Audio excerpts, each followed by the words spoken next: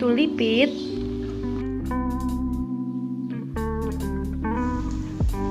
Bismillahirrahmanirrahim. Assalamualaikum warahmatullahi wabarakatuh. Saya Lulu Hanifah dengan NIM 11820600062 dari semester 5 kelas B Pendidikan Biologi UIN Sunan Gunung Jati, Bandung. Di video kali ini untuk memenuhi tugas UTS mata kuliah biokimia dengan materi yang pertama struktur dan fungsi lipid, yang kedua metabolisme lemak, yang ketiga sintesis asam lemak. Langsung aja ya masuk ke materi pertama tentang struktur dan fungsi lipid. Yang pertama yaitu struktur lipid dan fungsi lipid. Banyak orang beranggapan bahwa lipid itu sama dengan lemak, namun berbeda aslinya. Lipid memiliki cangkupan yang lebih luas daripada lemak. Lipid merupakan senyawa organik yang bersifat nonpolar atau tidak bisa larut dalam air. Adapun fungsi lipid, yang pertama menjadi cadangan energi dalam bentuk sel lemak, yang kedua menopang fungsi senyawa organik sebagai penghantar sinyal, yang ketiga vitamin A, D, E, dan K larut dalam lemak dan berguna untuk proses biologis. Yang terakhir, sebagai penahan goncangan demi melindungi organ vital dan melindungi tubuh dari suhu luar yang ekstrim. Adapun struktur lipid, yang pertama berdasarkan struktur kimia, yaitu lipid adalah ester gliserida dengan jumlah atom lebih dari 10 yang terbentuk dari reaksi esterifikasi antara asam lemak dan gliserol. Berdasarkan struktur trigliserida yang dibagi menjadi dua jenis, yaitu lemak dan minyak. Nah, adapun rumus struktur dari lemak dan minyak antara lain sebagai gambar berikut. Adapun perbedaan lemak dan minyak, perbedaan asal, lemak hewan, minyak tumbuhan, perbedaan asam lemak, lemak jenuh, minyak tidak jenuh, perbedaan esensial, lemak non-esensial, minyak esensial, perbedaan wujud kamar, lemak padat, minyak cair, perbedaan titik didih, lemak lebih tinggi, minyak lebih rendah, perbedaan contoh, lemak, mentega, keju, susu, dan minyak kelapa, minyak zaitun. Adapun penggolongan lipid, yaitu lemak dan minyak, fosfolipid, terpena, feromon, dan steroid.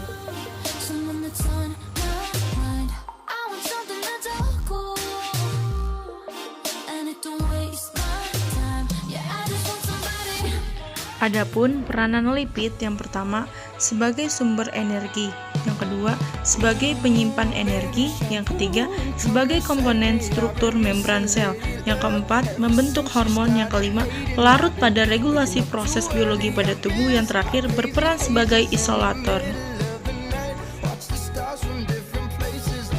Klasifikasi lipida dilihat dari kelompok sumbernya, yaitu hewani dan nabati. Dilihat dari dapat tidaknya dihidrolisis air, dibagi menjadi dua, yaitu ada lipida yang dapat disaponifikasi dan lipida yang tidak dapat disaponifikasi. Yang terakhir dilihat dari ada tidaknya senyawa lain yang bergabung. Ada lipida sederhana, lipida gabungan, dan turunan lipid. Lipid yang dapat terhidrolisis adalah lipid yang di dalam air mudah dipecahkan, sedangkan lipid yang tidak terhidrolisis adalah lipid yang di dalam air sulit dihidrolisis. Lemak merupakan ester yang tersusun dari 3 asam lemak dengan 3 gugus alkohol dari senyawa gliserol. Nah, adapun asam lemak merupakan senyawa karboksilat rantai panjang. Nah, asam lemak ini dibagi menjadi dua, yaitu asam lemak jenuh dan asam lemak tak jenuh.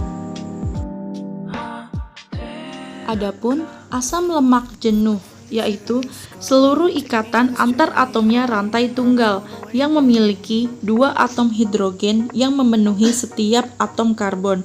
Sedangkan Asam lemak tak jenuh yaitu ada asam lemak yang memiliki ikatan rantai ganda dan memiliki atom hidrogen yang hilang. Metabolisme merupakan suatu proses yang terarah dan teratur di dalam sel tubuh melalui reaksi-reaksi kimiawi sehingga diperlukan dan menghasilkan bahan-bahan seperti unsur, molekul, dan energi. Lemak merupakan ester yang tersusun dari 3 asam lemak dengan 3 gugus alkohol dari senyawa gliserol.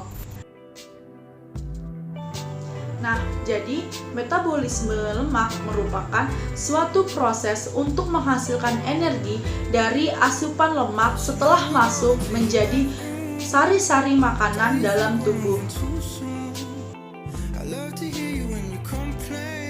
Nah, selanjutnya masuk ke proses metabolisme lemak. Dalam bentuk trigliserida disintesis menjadi 2 asam lemak dan gliserol. Nah, asam lemak dan gliserol inilah yang akan masuk ke dalam proses metabolisme energi.